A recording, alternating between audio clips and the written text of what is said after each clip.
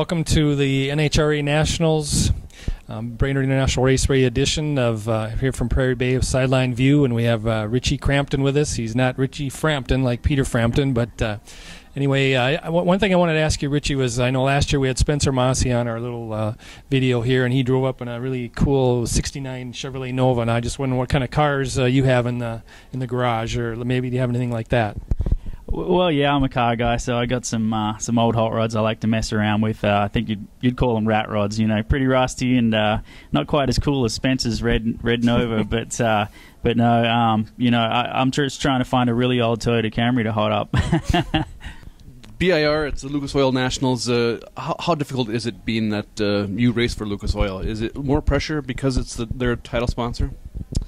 Yes and no. We love this race up here in Brainerd. The people are fantastic, and obviously it's one of the favorite venues for us on our 24-race schedule. So Morgan, who obviously drove the race car I now drive, he had a lot of success here in the last few years, and this is my second go-around trying to compete up here in Brainerd. But we definitely want to do well for Forrest Lucas and the Lucas Oil Company in general. This is one of their favorite things to be a part of, and it's also getting down to the business end of the year with the countdown about to start after our next event in Indy. So there's a lot of pressure to do well from a lot of angles, as far as the points implications and trying to do what we want to do with the Lucas Oil brand and try and win our own race in what we feel is kind of like we're in our own backyard, so to speak. So there's a lot of pressure, but there's always pressure at some of these races. You're sitting fourth right now in the point standings. Does the Brainerd track, is it comparable to any of the races during the countdown though?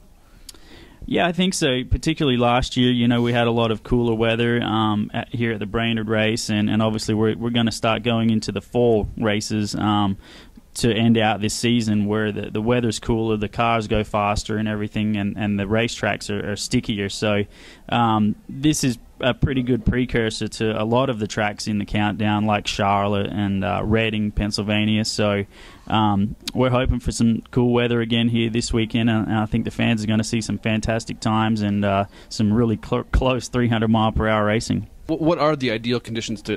Is it better to be hot or better to be cold? What's the ideal weather conditions for a fast run?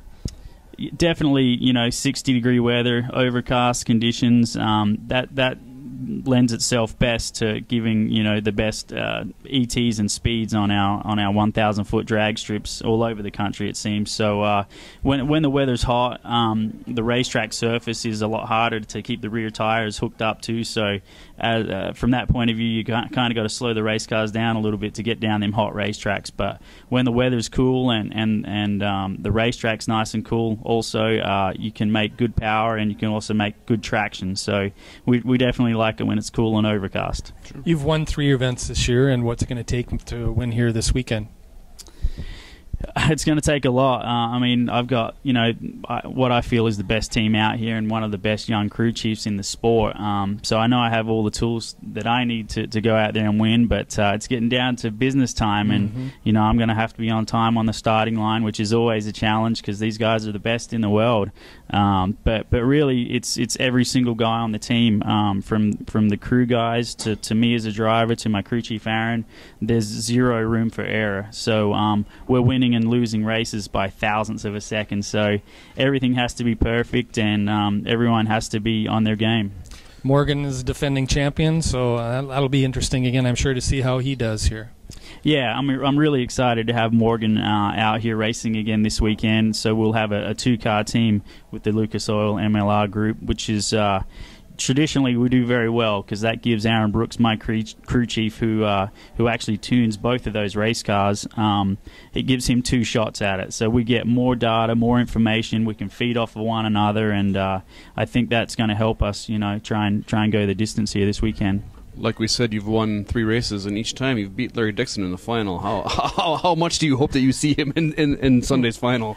I don't know, man. I know the law of averages is catching up with me on that one. I used to watch Larry Dixon win races, in my early teenage years, and now to be competing against him and beating him in final rounds on the Mellow Yellow Series it's kind of surreal for me. So, but the Vandergrift operation have obviously done a huge amount this year with Larry wrecking in Gainesville like he did and bouncing back from that. So we've beat up on him a little bit, but really on race day it could be anyone, particularly in Top Fuel this year. The parity of Top Fuel is crazy. So it could go down to racing anyone in a final round these days.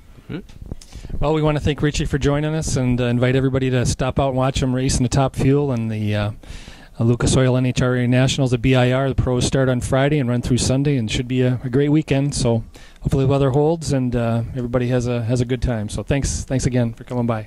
Thank you, guys.